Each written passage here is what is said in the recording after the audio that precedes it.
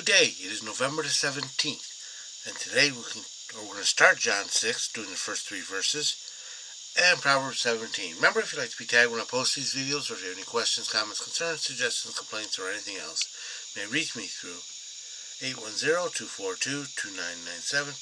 That's 810-242-2997. You can call, text, leave a message, whichever you like. We begin John 6, starting at verse 1. After this, Jesus crossed to the other side of the Sea of Galilee, that is, the Sea of Tiberias. 2. A large crowd followed him because they saw the signs he was performing on the sick. 3. Then Jesus went up to the mountain and sat down with his disciples. After Jesus was done teaching, he went across the sea. After this, Jesus crossed the sea to the other side of the Sea of Galilee, that is the Sea of Tiberias. Not all. John doesn't necessarily put everything in chronological order. Chapter 5 is the source of life. This is going to be the support of life. We're not told how long after this means, and he's going to the eastern or to the northeastern shore of the Galilee, Sea of Galilee. 2. A large crowd followed him because they saw the signs he's performing on the sick. He entertained them, is what it was. Oh, look, he's going to heal the sick. 3. Then Jesus went up the mountain and sat down with his disciples. He's isolated. He's going off to teach them. Basically, he's teaching them. Proverbs 17.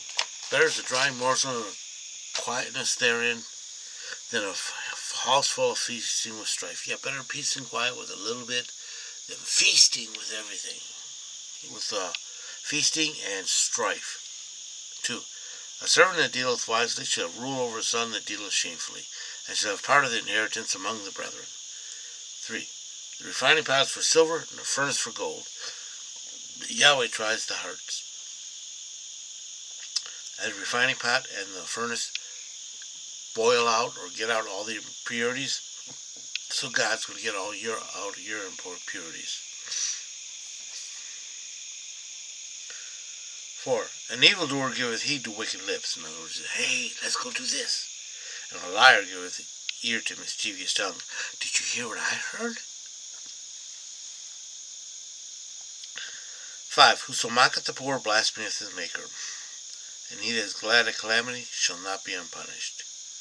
Yet don't mock the poor. God made them.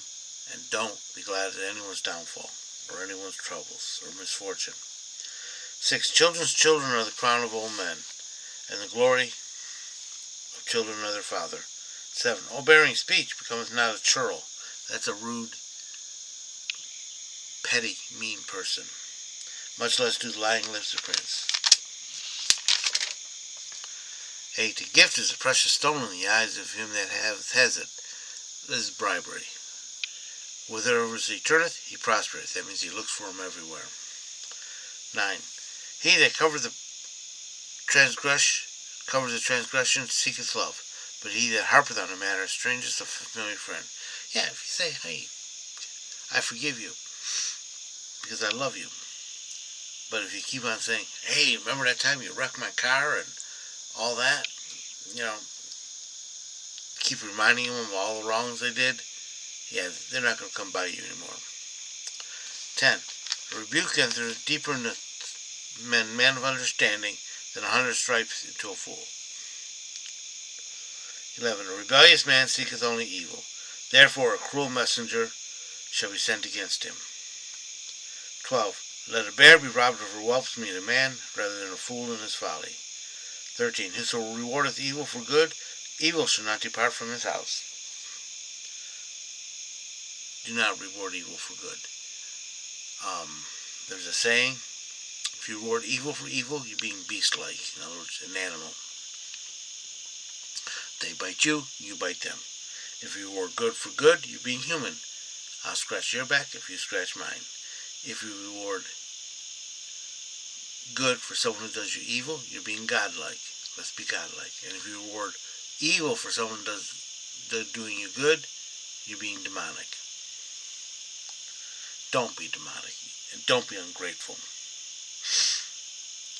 14. The beginning of strife is when one letteth out water. In other words, if it's small, then. Therefore leave off contention, lest before a quarrel breaketh out.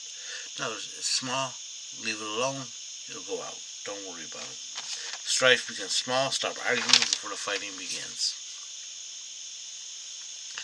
15. He that justifieth the wicked and he that condemneth the righteous, even both are an abomination to Yahweh. Remember what I said, we're rewarding evil for evil and good for good and all that? 16. Wherefore is a price in the hand of a fool, to buy wisdom, seeing he has no understanding. That's what my drill instructor used to say. You buy them books, you send them to school, and all they do is chew on the covers. 17. A friend that loveth at all times, and a brother is born for adversity. 18. A man void of understanding is he that striketh hands. In other words, be surety, co-signing, and become surety in the presence of his neighbor. In other words, you do it, you're stuck with it. 19. He loveth transgression that loveth strife. In other words, you like fighting, you love sinning. He that exalteth giveth his gate, seeketh destruction. You're saying, hey, look how much I got. Look at me, look at me. 20. He that has a froward heart findeth no good, and he that has a perverse tongue falleth into evil. 21. He that begetteth a fool doeth his own to his sorrow, and the father of a churl has no joy. 22. A merry heart is good medicine, but a broken spirit drieth the bones. 23. A wicked man taketh gift from his bosom, to pervert the ways of justice. He bribes. 24. Wisdom is before him that hath understanding, but the eye of a fool are in the ends of the earth. 25. A foolish son.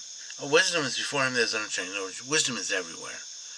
A fool says, no, that can't be it. I better go to the exotic places and find it there. 25. A foolish son is a vexation to his father, and a bitterness to her that bore him. 26. To punish also the righteous is not good, nor to strike the noble for their uprightness. When someone's doing good, don't bother them. 27. He that spareth his words has knowledge, and he that husbandeth his spirit is a man of discernment. And 28. Even a fool, when he holdeth his peace, is accounted wise, and he that shutteth his lips is esteemed a man of understanding. There's a saying, it's better to be silent and thought a fool than open your mouth and remove all doubt. I hope you've been blessed by this reading. May the Lord richly bless you. Remember, if you'd like to be tagged when I post these videos, or if you have any questions, comments, concerns, suggestions, complaints, or anything else, you may reach me through 810-242-2997. That's 810-242-2997. You can call, text, leave a message, whichever you like. Remember, Jesus loves you, and so do I.